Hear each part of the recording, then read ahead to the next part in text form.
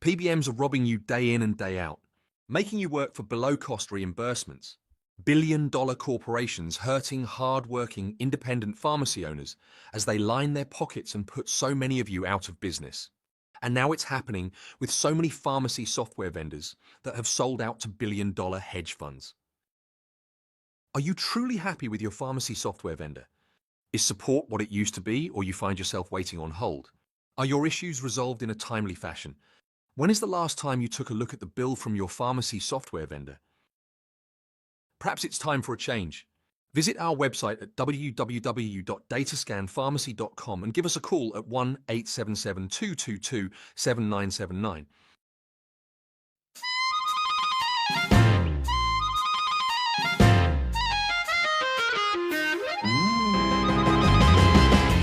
It's the podcast that shakes and stirs up pharmacy.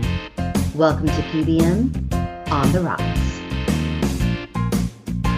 It is good to be back with you all. I feel like we haven't sat down because we've done so many live events the last few months, and we haven't sat down to really do this as much for maybe like 6 months. But it's good to be back, everyone, and it's good. I'm here, your host, Lord Dr. Jeremy himself, and I'm joined by Shabbir with the Partnership for Safe Medication. Say hello, Shabbir. Hello. Thank you for having me. We love you, Shabbir. And as always, Monique, our executive director, is here. Lovely and wonderful as always. How are you, Monique? Thank you. Hello. And joined two other executive board members of PUTT, two of my favorite people in the world, Brandy Chain. Hello. And Andrew. You don't get a last name, Andrew. Howdy. He's like Prince. But everyone, it's good to be back. It's good to have Shabbir on. Shabbir hung out with us at NCPA, and we had a great time. But Shabbir, you've been working on a lot lately. I see you constantly. Like, what have you got up to here lately? Well, we are working pretty heavily on the new crop of PBM legislation that we're seeing in the states, and then doing everything we can to support it at the federal level. And not many people know this because PSM is a supply chain safety and patient safety organization. So you're like, what does that have to do with like reimbursements and pricing and predatory business practices? Well, if you break the economics of the supply chain, you break the security of the supply chain. And that's what we've seen. We've seen criminals look for pharmacies that are getting under reimbursed and losing money on medicines. And those are the people they target for their fraudulent diverted medicine and counterfeit medicine schemes, right? And they never price it so it looks too good to be true. It's always like, instead of losing $50, you'll make $5 on this medicine. And then you find out later it's not real, right? So yeah, the PBMs have basically created a market for counterfeit and diverted product. And so they have, through their business practices, created this patient safety violation. It's really terrible. Yeah. And on top of that, go ahead. Sorry. Is it mostly brands or is it generics too? It's mostly brands. A lot of until you get to sort of, I will call them specialty generics, until you get to higher price generics, they really want to make $2,500 a bottle selling diverted medicine. They don't want to make 10. Right. If you're going to go into crime, make a lot of money.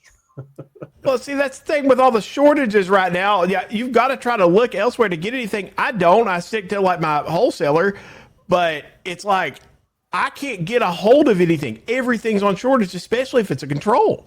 And of course, people are like looking around. You're getting paid shit for it. The stuff that you can get is the high price shit from the wholesalers, and you're getting paid based off of the lowest price shit that you're losing money on anyway. Like, it's tough out here. It is tough. It is tough. So we're doing, this is an offer I often make to state legislatures, or I should say to advocacy groups working in state legislatures, which is, I'm not the lead argument. Patient safety, counterfeit medicines, that's not the lead argument that people want to hear when they want to hear about PBM reform, but it's an important one. And so I will write a letter of support for your PBM bill, be it at the state or federal level, that explains that, when you break the economics of the supply chain, you break the safety. And I'll absolutely be thrilled to do it for legislation that you all are working yourself. I love it, man. Now, when you write these things to state budget, do you have a dollar amount per life loss? Because they would love to have that number. No, but I will tell you that the largest diverted product case that I've ever worked is over the last 5 years, in which these guys were doing it with HIV products. And it is insane. They actually diverted or counterfeited $240 million worth of product that was in the supply chain. I actually can't believe the number is that big. I was like, that's almost, I can almost express that as a fraction of a billion. And how crazy is that? But yeah, it was like 88 to 90,000 bottles, units were found in the supply chain, either in wholesalers' warehouses or had moved through there that they could track through invoices. And it's the largest crime I think probably I'll work on this decade. Yeah. Do they come internationally, or are they in the country? No. So the scheme, and this is my favorite thing, is decoding the schemes of these criminals, is they actually would buy either full or empty bottles back from patients and then fill them, if they were empty, sometimes with pebbles that weighed roughly the same, sometimes with Excedrin, and then they would seal it, and they would take some foil and put it on the bottle so that it looks sealed. And of course, as a pharmacist, especially with these 1 pill a day cocktails, HIV cocktails, you dispense those sealed. You can't open that bottle, break the seal, and look and see if it's real. You're as much a victim as anybody else. Yeah. And so they were selling them. And once they got a hold of them in the warehouses, they would fake the DSCSA paperwork, and then they would sell it to a pharmacist for just a tiny, tiny discount, so you wouldn't know what's going on. And they're a licensed wholesaler. So you're like, well, I picked the right person. And then they had DSCSA paperwork that you would have had to do a trace in order to know that it was false. They were very, very careful about defrauding the pharmacist, because I'll tell you, I've worked in this space for 15 years. It's not the pharmacists who go to court for doing the wrong thing. It's criminals posing as wholesalers, sometimes doctors, a lot of times it's doctors actually, or just straight up criminals who don't even bother to get a license. But yeah, that's how they were doing it. And it was super convincing. And a lot of people got bit by it. Was that the one that Shane encountered, Jereminsky? That's what I thought. Yeah, that ensnared Shane as well. Yeah. He was, it's not, the pharmacists are always the ones. I mean, they're literally the thin white line of safety in patient health here. They are not the ones who are doing the crime. They're the ones who are getting defrauded, just like the patient. Yeah, it's ridiculous. So did any of those counterfeit items, did they end up like in any of like the big wholesalers' warehouses? No, because the wholesalers in question really were the ones who laundered this medicine through their legitimate wholesale license. These sellers had real state-issued wholesale licenses, sometimes in multiple states. Were they at least mixing in like some real ones? So it wasn't like, every time I get this, it's rocks. Like, I'd imagine they're at least getting some real stuff, and they're just throwing that in every once in a while, Just to, get looking. The worst story that comes out of this was used in the court papers. And, I'm a giant crime nerd, so for fun, I read prosecution papers.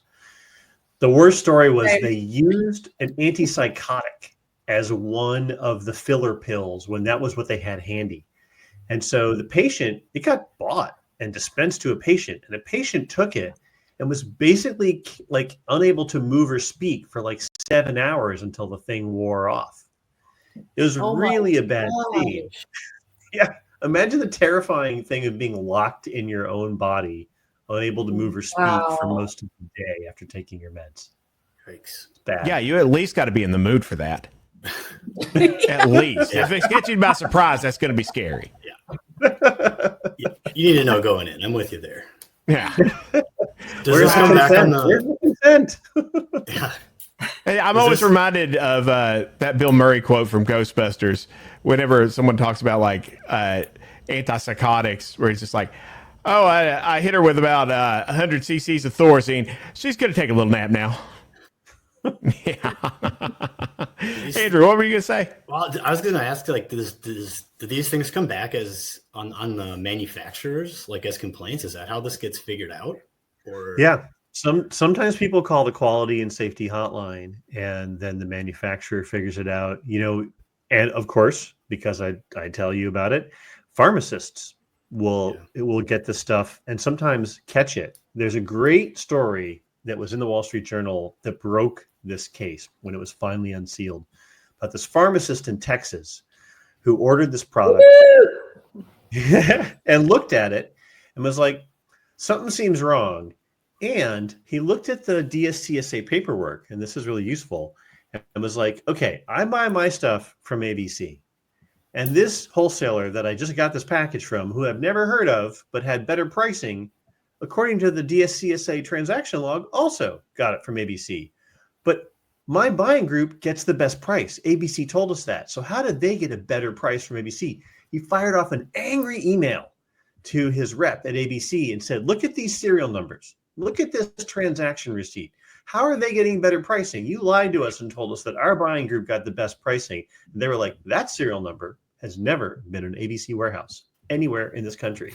What you're holding is fraudulent. Wow. Wow. Takes the bottles, puts them in quarantine, notifies the authorities. No patient got hurt because he was careful. Right on. Nice. Wow. And Shabbir, did the ABC agent say it with that much sass? I like to imagine they did.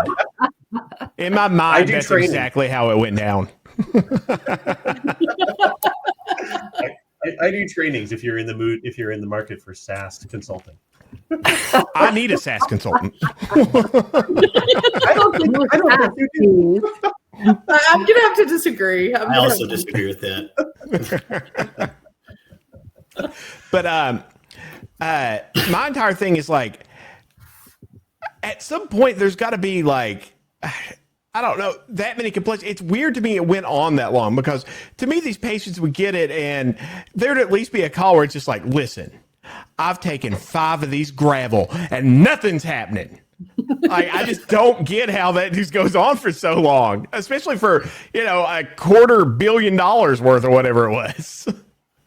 So what ends up happening in these cases is that the criminals will make a series of shell companies, and they'll move them around.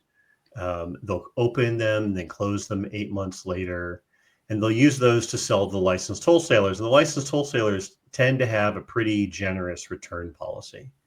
And so they'll get complaints from pharmacies, and they'll say, oh, that was from Joe's Meds, gray market seller, Joe's Meds wholesaler. And we're doing business with them anymore. So we'll give you your money back for this one bottle. But like, the pharmacist has already dispensed the other 9. So there's no way to get the money back for that. And they'll just keep churning and churning and churning. And, it's great to have a transaction history, but when one of the entities in the transaction history goes out of business every 9 months, it becomes difficult. And then eventually the question is, why do you keep doing business with these really sketchy gray market wholesalers? Right. And that makes it even harder for like legitimate wholesale startups to even get there, because, we don't want to concentrate too much power within these wholesalers for a lot of reasons. But if it's this unsafe, we're kind of forced to in a lot of ways. It's, frustrating, because you want that kind of competition. You want these smaller wholesalers to get up and try to, do this kind of stuff. And whenever you've got that going on, it really creates an environment where there is a barrier in a lot of minds. So I get that end of it, and it's frustrating because it's unfair in a lot of ways. And you know what? I'll just add to that, because the PBMs make it worse, especially when you're in the process of trying to negotiate a law. So in Arizona, we are at work on getting a fair reimbursement law.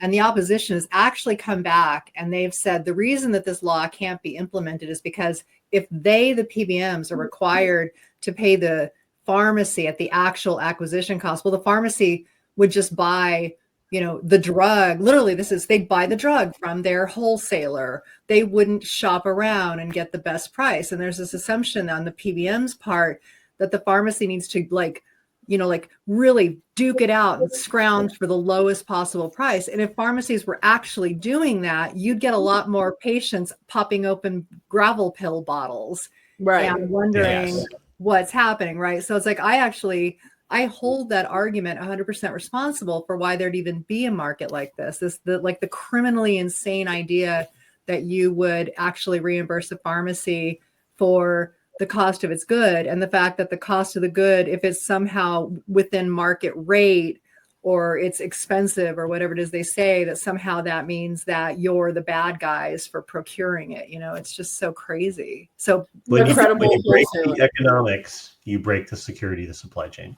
It's been so true in the world of PDABs, in the world of PBMs. It's true no matter what the goods are. It's just that we actually need these pills to stay alive sometimes, depending on what we're dealing with. So Shabbir, what is for pharmacies that may not know, what is the stamp of approval that you should look for whenever you're utilizing a wholesaler outside of the big three? It's actually Shabbir's face. It's a stamp that is put on there. It's this big smiling face. You can see it right on this right here. Shabbir, my face on that. So you obviously want to use a licensed wholesaler. That's an easy one. You can do product verifications, and that's a key one. If you have any suspicion at all about the product that you've purchased, you can do a verification. But it's better not to buy sketchy product and hope that it passes verification, because you may not be able to get your money back, right? Yeah. In this Texas case, the pharmacist in Texas actually got his money back from Scripps Wholesale in Brooklyn, which sold it to him. And then they were later indicted, and no one else is getting their money back after that one. So you want to be super careful about who you do business with. There really aren't deals. I think you probably know this. This is a flaw in the supply chain and flaw in our healthcare system, but there aren't deals. If you're getting a deal, odds are good that you're getting taken. And I want to just add one more thing. I do a CE, and I do it for any organization that wants to, any PSM member. I do it for a lot of state pharmacy associations to train pharmacists in what their responsibilities are under the DSCSA. And a lot of people don't know this, but you are obligated, if you get medicine that looks sketchy, maybe the label's torn, maybe it's super sticky where you think someone pulled the prescribing label off, or there's something else about it, you're actually legally obligated to quarantine it and verify its authenticity before you give it to a patient, which is why you shouldn't be buying sketchy medicine in the first place, because all you're doing is creating work for yourself. Right? You don't want that. You absolutely don't want that. I'm making note of that. There really aren't deals, PCMA. Nope, there's no fucking deals. It's not hard to figure out what the drug prices are. It really isn't. They make it sound way harder than it is. It's right there. This is not a fucking hard thing to do. It's so infuriating. It is infuriating. That they use that argument, and then they're like, oh, we've got an aberrant drug list, or we've got certain wholesalers you got to do it through. But on top of that, I actually full on believe that they're using some of these sketchy companies for some of their pricing algorithms. I guarantee they are doing that, because that would not surprise me. Or they're just making it up. Yeah, they're just making it up. Yes, MAC prices aren't real. It really is that meme of, what's your source? I made it up. There's never been a way to check it. They've never been forced to show their work. So who cares? Hey, those are trade secrets, Brandy. Trade secret. Trade secrets. Proprietary. It's crazy how that never goes away. This was the conversation when I started with PUTT in 2016, and here it is 2025, almost 10 years later. And we are still circling that same drain because they insist on making it that way. And we're having a real conversation in a real time of, I think, I don't want to get too dramatic, but, like when I'm watching the news, I am often in a state of anxiety and terror, right? Because I'm thinking about all the stuff we're talking about. And I'm like, well, good news. There won't be anybody at the FDA to enforce any of this, or the FBI. They'll be gone. And nobody will be at CMS. So great. Good news, everybody. more. You know what? meds. You know what's hilarious is that one of our priorities this year is looking at how small packages come into this country, because it's a real common route for unapproved medicines, counterfeit medicines, some fentanyl. And for like 24 hours, the last 24 hours, they just stopped all small packages from China.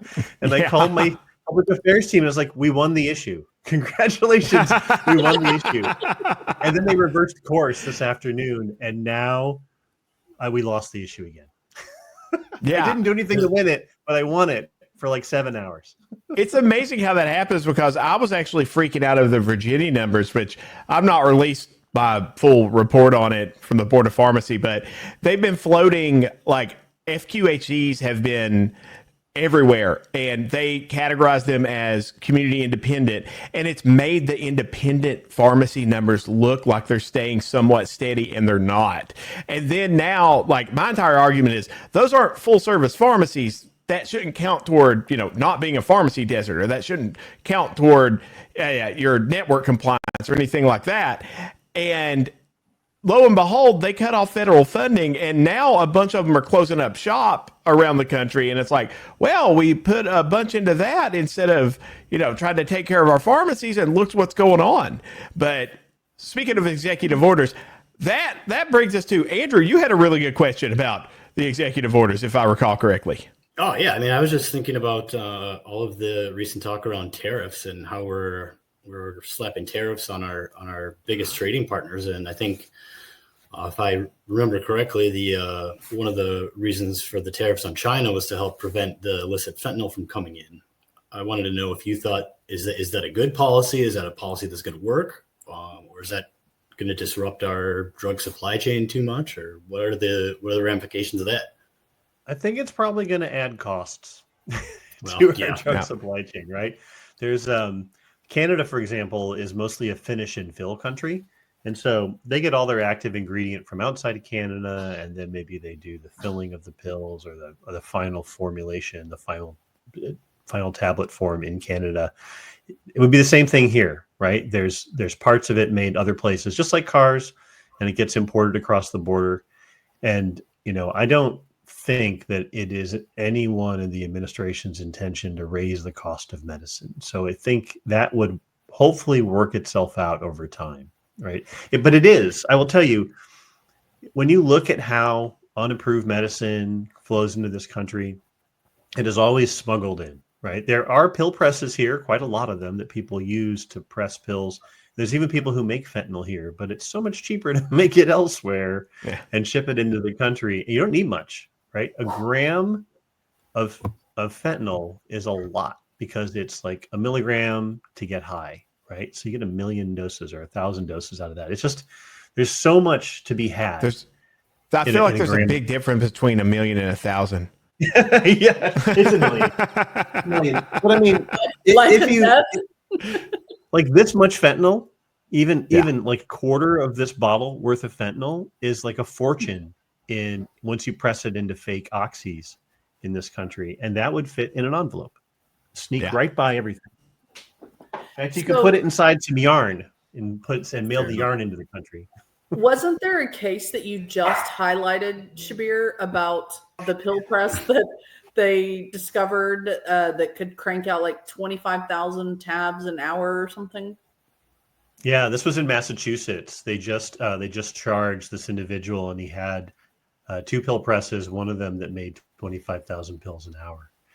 And the biggest question is, where did he get it? Right? Like you can't sell or import or buy pill press without notifying the DEA. It's like one of the rules is that you have to notify them. So where did he get it? This refrigerator-sized machine, and we did a report back in 2019 on this, and we found all these sellers online who were like, not a problem. We will break it into pieces and sneak it past customs for you. And there's a YouTube video that shows you how to put it back together. Wow. It's like a Johnny Cash song. Now, Shabbir, did you say they could sneak it in yarn?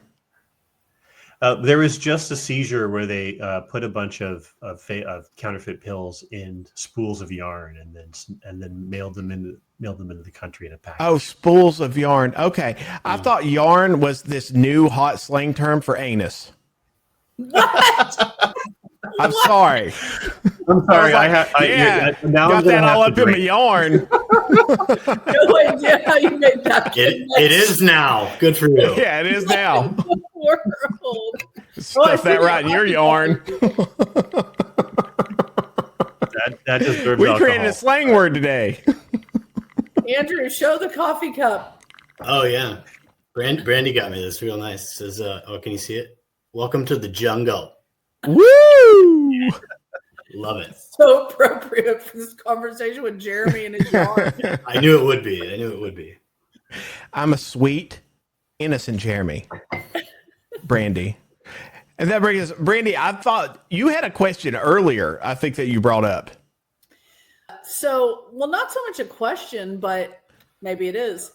I would love for you to talk about this Hims Hers Super Bowl ad. This is the craziest thing. That's a drug ad, right? All right. Right? That's a drug ad, right? Yeah. So that doesn't comply with any of the laws or regulations about a drug ad. There's no mention of side effects in that ad.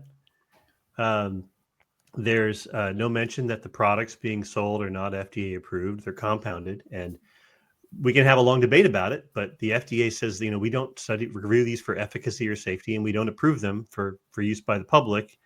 And as we know from the history, compounded drugs play an important part in our drug supply, and also they play an important part in keeping some pharmacies alive that use it as a revenue source.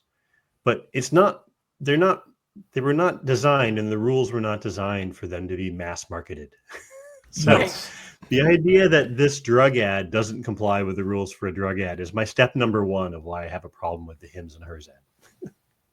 Yeah, it's true. They're using compounding laws as a manufacturing loophole. Yeah, and it was just a few weeks ago that a 503B compounding pharmacy was warned by the FDA for a wide variety of violations, number one of which was getting their ingredient from a non-FDA approved supplier.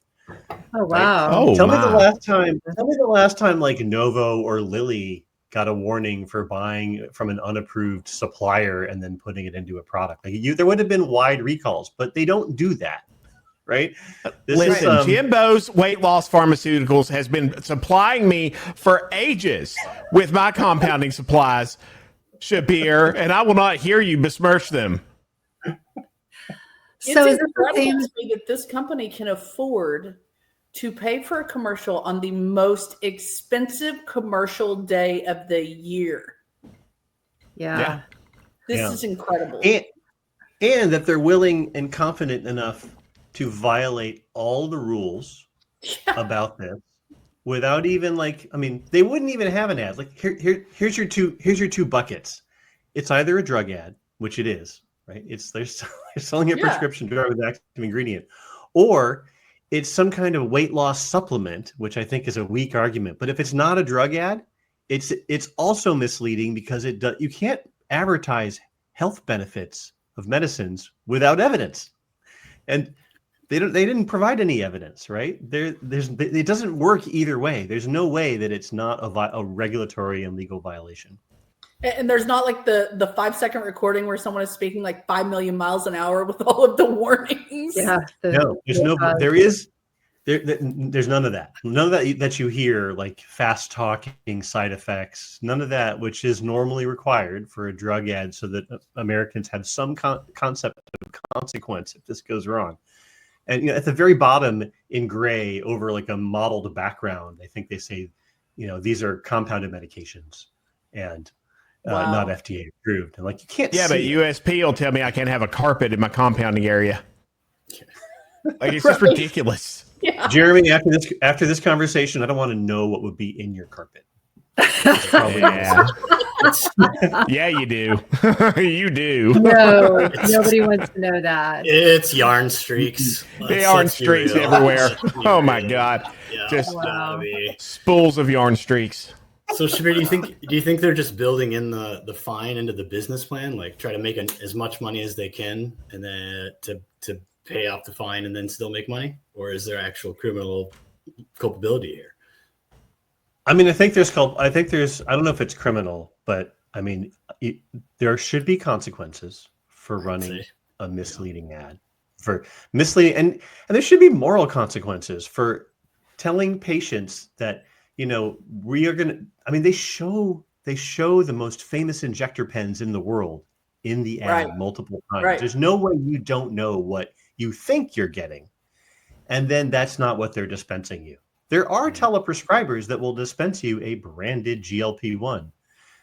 That's not what's coming out here. They're specifically talking about their cheaper product, which they say is formulated in America, which is false on 2 counts, right? It's not, they didn't formulate anything. And it's not in America. Those ingredients almost certainly come, hopefully, from an FDA approved foreign supplier, but they're not coming from an artisanal semaglutide API maker in Kentucky. I guarantee you that's not where they're coming. That formulation is coming right out of the yarn. That's where it's coming from. For sure. Well, I have a beef with those ads anyway, because every time you see one of those weight loss, GLP ads, everybody looks like happy and they're marching and they're like, I've got my life back. Look how great I look. And what they don't, realize, and this, I've talked to so many people who take these, is the degree to which people spend time being nauseous, sick to the, like they're sick to their stomach. They want to vomit. They're, can't stay far from a bathroom. They're tired, that, it's like, it actually has go to the bathroom. You're if you can go to the bathroom, right? It's like you're basically injecting yourself with the stomach flu, once a week, so that there's a reason why you can lose this weight. And they never show that. They're like, look at us, we've got energy, we're marching forward. I think truth in advertising would be like to show what it really looks like when you take one of those, at least for the first few days, and then, and then let people decide, so that they're not all seduced by like, I can lose 25 pounds, not realizing that how they're going to lose it is, food's going to taste different. They're not going to like the taste of alcohol. They're going to, never know what it feels like. That's the worst part. The Hims and Hers ad is very clear. It actually ahead, says Shabbir. there are drugs that work, and they help you lose weight. Those are efficacy claims. You're not allowed to just say those things without proof. And you're not allowed to not mention the side effects. Those are really important. Since we're talking about lifestyle drugs, what about like in the med spas? So I know there was some movement for a while there to disallow, or maybe it was just in my state where they wanted to disallow. You would actually have to walk into a med spa with a prescription for Botox, where currently you can just walk in. Is there? There's got to be like fake meds in that category as well. And what are people injecting themselves? Multiple categories of fake meds in med spas. We just had an indictment that came down out of New York. Sorry, I'm just going to beat on New York a lot. There's a lot of great crime in New York. It makes for great stories.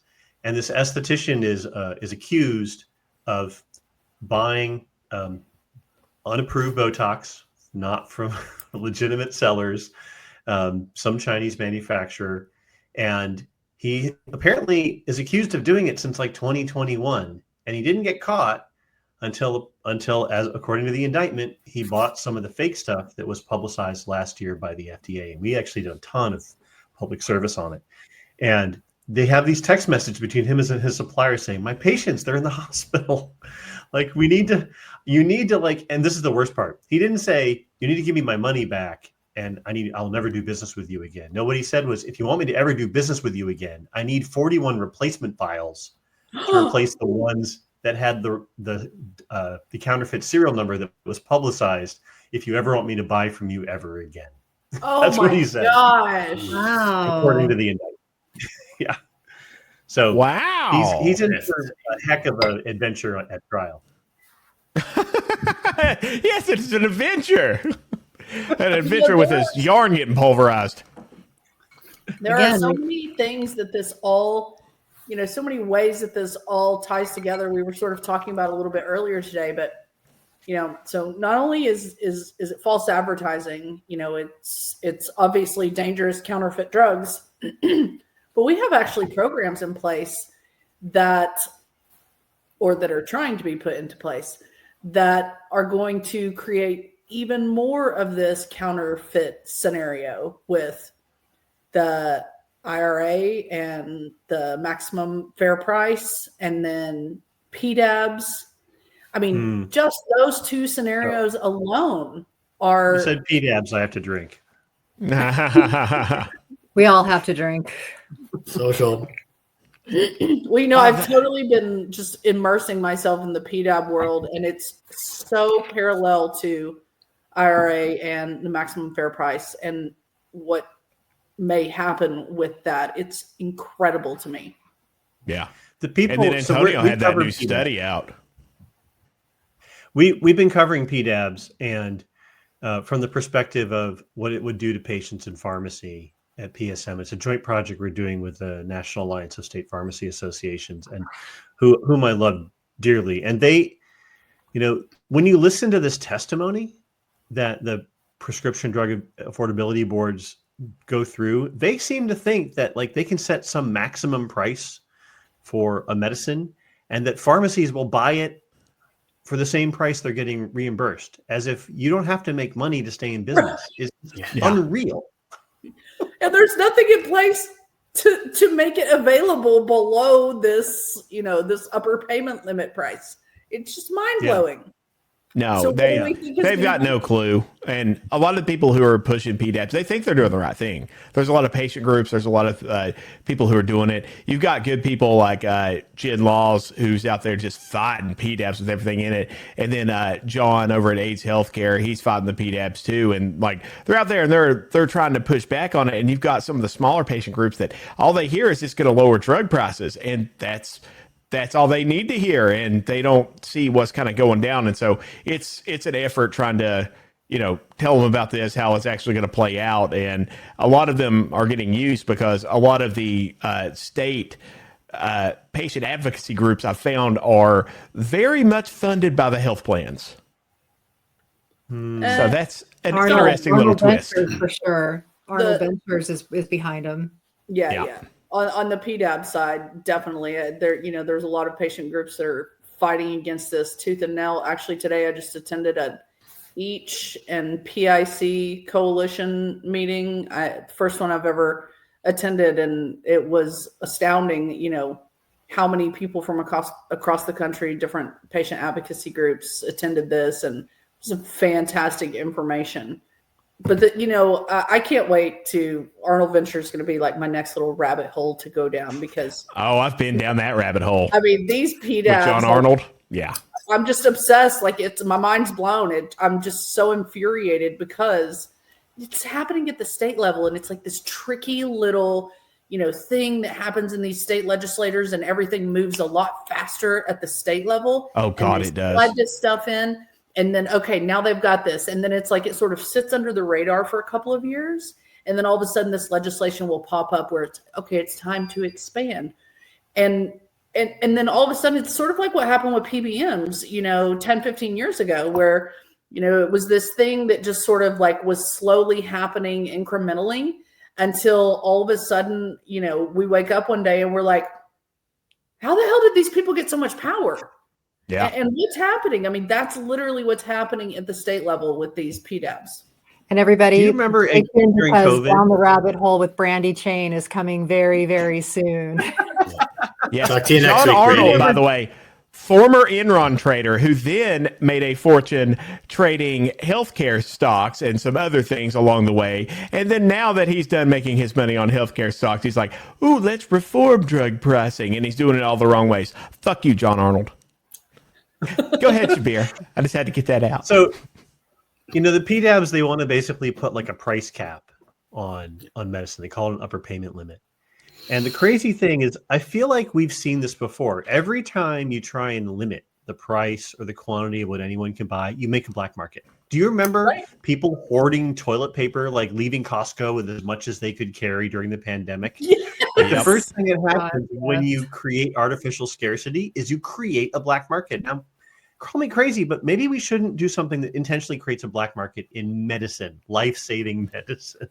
Shabbir, it sounds like you think we should actually go after the underlying drug costs and how those are inflated by middlemen artificially inflating that cost for everyone that's not in their coupon card program. That sounds like that's what you're saying. That It is what sounds I'm like saying. logic. Amazing Try to how have that a works. functioning like Logic. market. I have heard of this Yeah, logic. what is this? Sorcery. I'll tell you the thing, because I'm a giant nerd.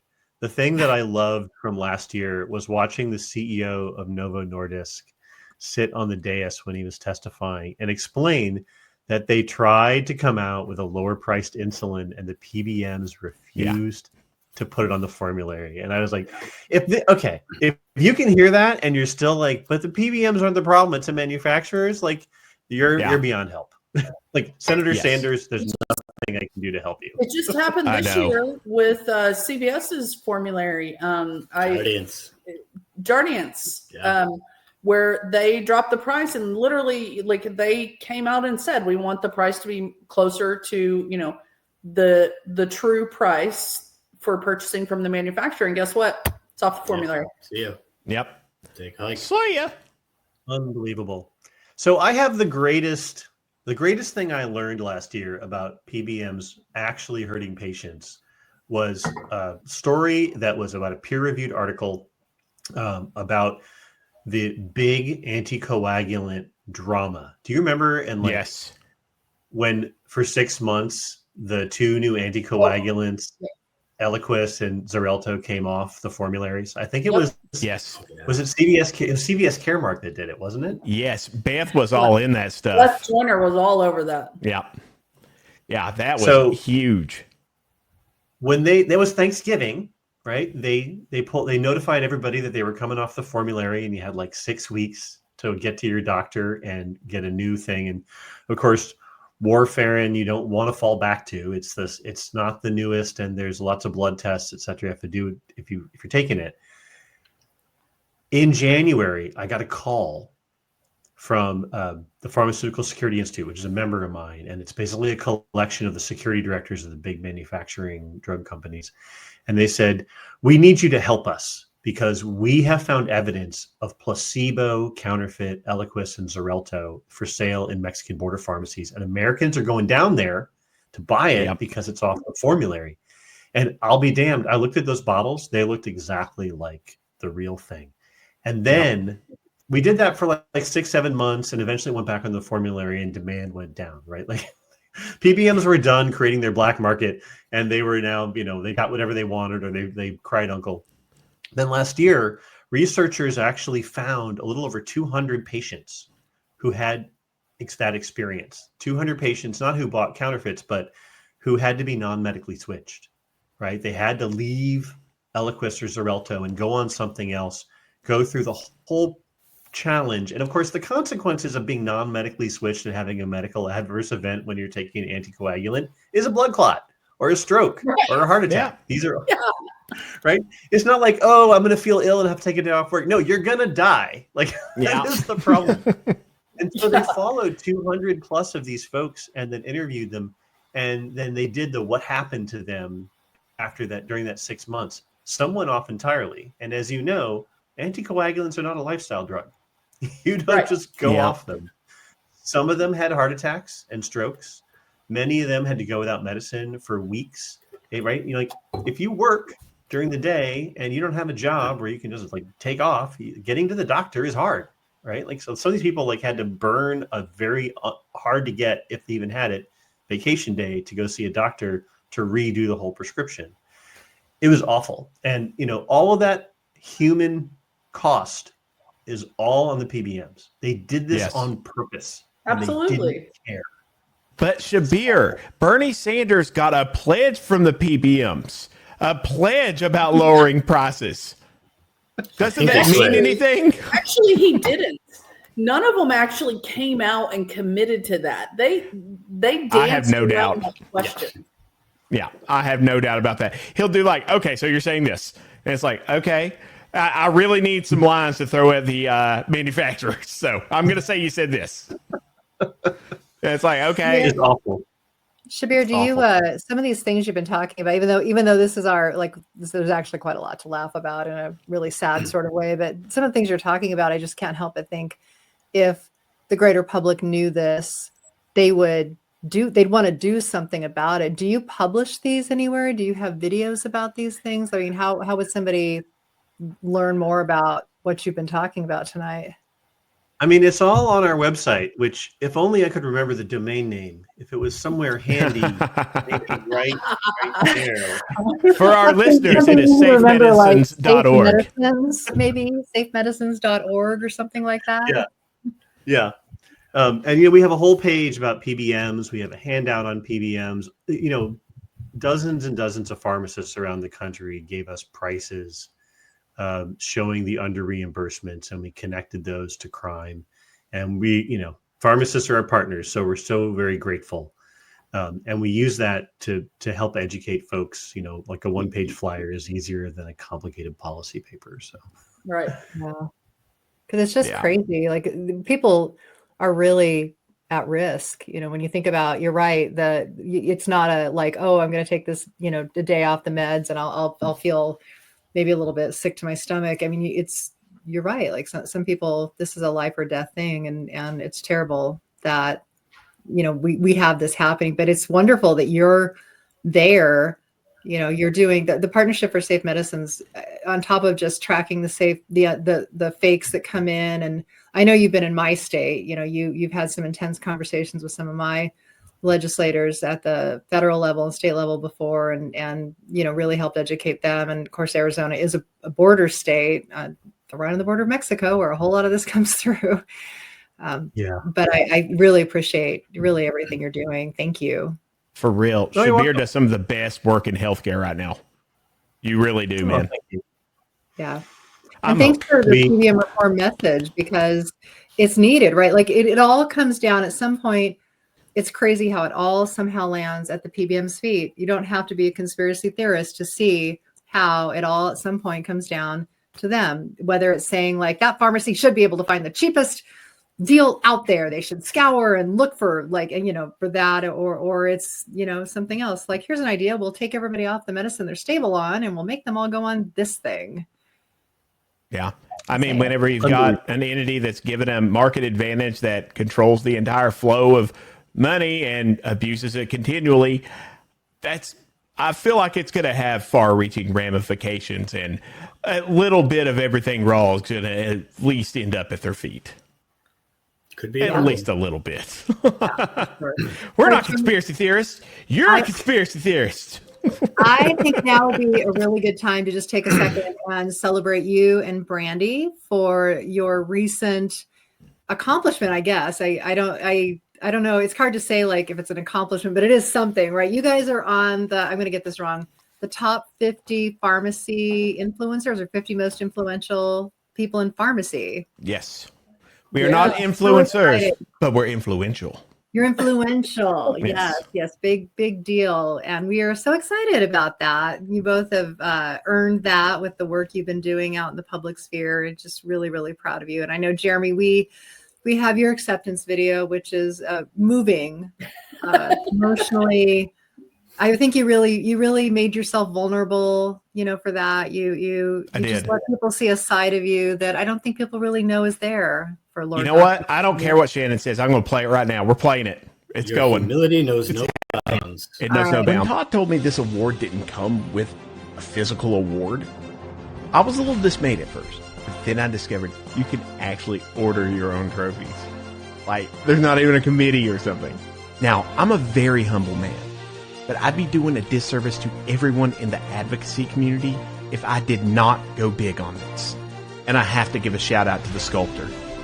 This statue ended up resembling me to the tiniest detail. All that being said, it's so important not to let things like this go to your head. I still need to be the sweet, modest Jeremy you all have come to know and love.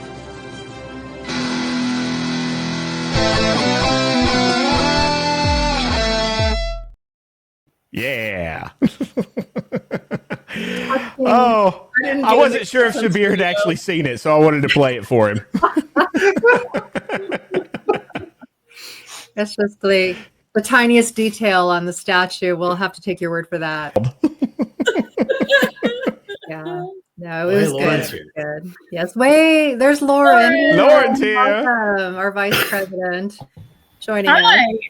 Hi, I Lauren. loved getting to hear you, Shabbir. I really appreciated all your insight, and I think it is hilarious how you guys have been able to get all of this information from him and keep it lighthearted. Because as Jeremy said, it's rough out there, folks. It is. It's rough. So Yes, it is. So actually, Jeremy, you have a big victory. I do. And I think it'd be amazing if you could just seriously take a minute and just tell people about what you've been doing. All right. So I have been nonstop here in Virginia. I've been going to Richmond pretty much every other weekday for like 2 weeks to get this legislation passed in Virginia, which is a single PBM bill. They called me down to try to help on the state level. And I was like, yeah, sure. I've been wanting to get involved on the state level. I didn't quite understand what that meant to get involved on the state level right before the session until I was right smack dab in the fucking middle of it. It was a lot.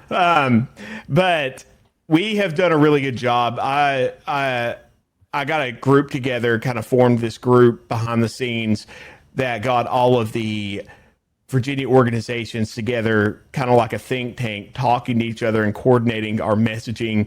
The health plans, they threw the curveball. They pulled out a bullshit Mercer report that double counted money and done a bunch of things showing that it would actually add money to the budget. It would have a fiscal impact. It wouldn't save money. And there was no time to refute the Mercer report. The Senate budget people, they were just like, this is bullshit. We're not listening to this. The House budget people, they were under a lot of pressure with this. So they just took it and it had a fiscal impact. So if they made that procedural move, this bill was dead. We put so much fucking pressure on them that they canceled the subcommittee and went straight to full committee so that it would pass out. Wow. Did you have to say what this bill is, though? I was listening. Yes. I don't remember. It is a single PBM for Virginia State Medicaid, kind of like how Kentucky did it. It's going to save the state tens of millions of dollars a year, and it's going to open up everything to where we're actually going to see where they've moved margin, because Virginia has a spread pricing ban, and Virginia actually has a law on the books that you can't pay your own pharmacies more than you pay normal community pharmacies. You can't pay your affiliated pharmacies that much. Moving this over there blows all of that out of the water. It aligns everything to where state Medicaid can see every single bit of it, because the single PBM will have to contract directly with the state. So none of the shenanigans that are happening will continue to happen. And none of that is going to be realized in any study that comes out, because they're just going to look at, oh, what are we going to save on administrative fees? What are we going to save with this or that? They're not going to capture what's happening where spread pricing was kind of like the 3-axis report in Florida. They moved a lot of that spread and that margin over to their own affiliated pharmacies with their mail order and their specialty drugs. This eliminates a lot of that, and it opens everything up to where pharmacies are going to actually start getting reimbursed the way we're supposed to with our dispensing fees, and it's not getting lost in the MCO system. Jeremy, what's your dispensing fee in Virginia for Medicaid? What dispensing fee? Well, all of our people are in MCOs. We don't get a dispensing fee. But the new study's coming out, and it'll probably be around $12, most likely. Okay. So is that tied into the current bill, or is that a trailer bill for next year? No. The way the current bill is if we go to the single PBM, we're going to end up getting those dispensing fees once we see the savings, like every other state who has pretty much did it. But it's going to be a bit of a fight, and we have to get this through, because this was the only political viable thing that we could do right now to even have that conversation, if that makes sense. But we're hoping to see the dispensing fees, and we're going to be talking to DMAS quite a bit on the dispensing fees we need and how we need to go about it, because in the bill originally it was what the state dispensing fee is getting passed to us. And because they pulled the budget bullshit with that new study, we had to change it to negotiated dispensing fee, which is going to be a whole thing, but it's a lot better than what we had. And so it's a huge win. PBM legislation hasn't passed in Virginia for 4 years and nothing this big ever. So there's work to do, but God, fuck, it was good. Like, it's a miracle we even got this much. And a lot of it was just getting the right people behind the scenes to do that work and really organize them and doing a lot of the stuff really you all taught me how to do.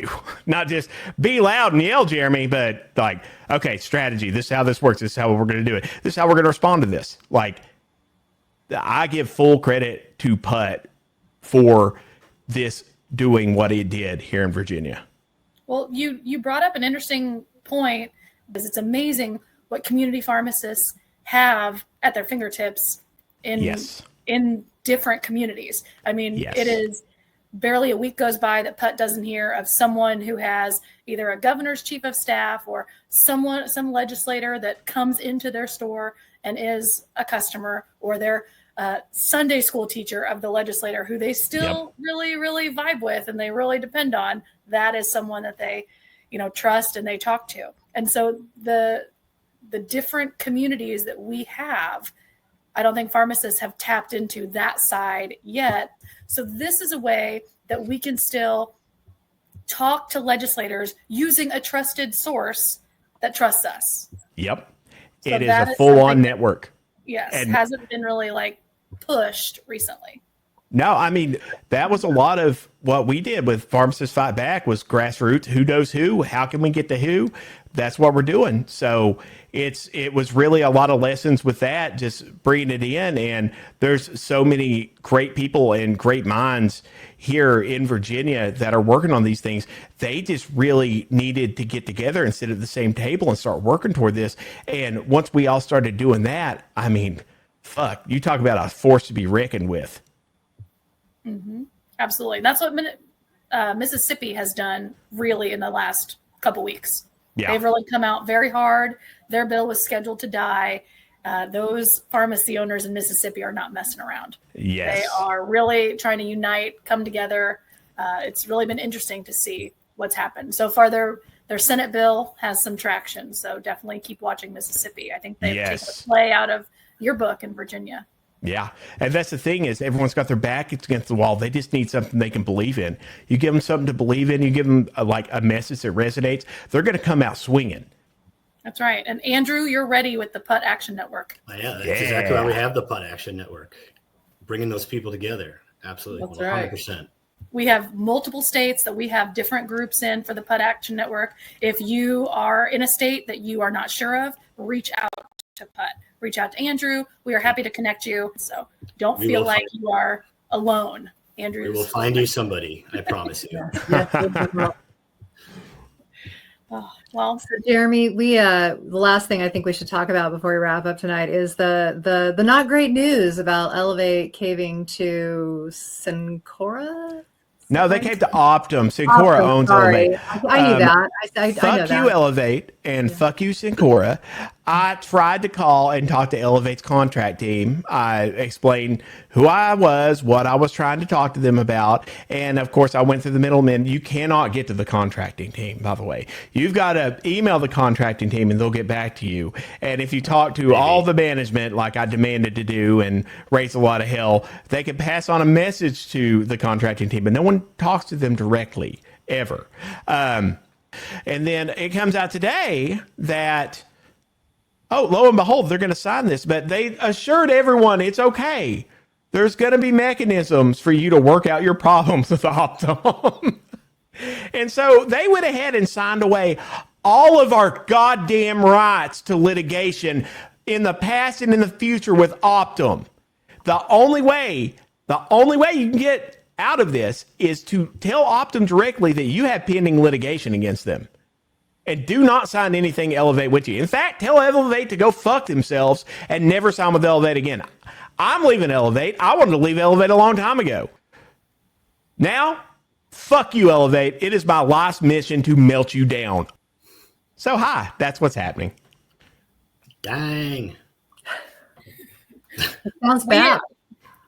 We have talked about PSAOs a lot on some of these podcasts. And I know that there were some issues with that certain PSAO when the Express Scripts contract happened. And They ended up signing that. I know there was as many pharmacy owners as mad as Jeremy is right now about the Optum discussion today that was released. I am sure there are some Optum CEOs on some dartboards tonight.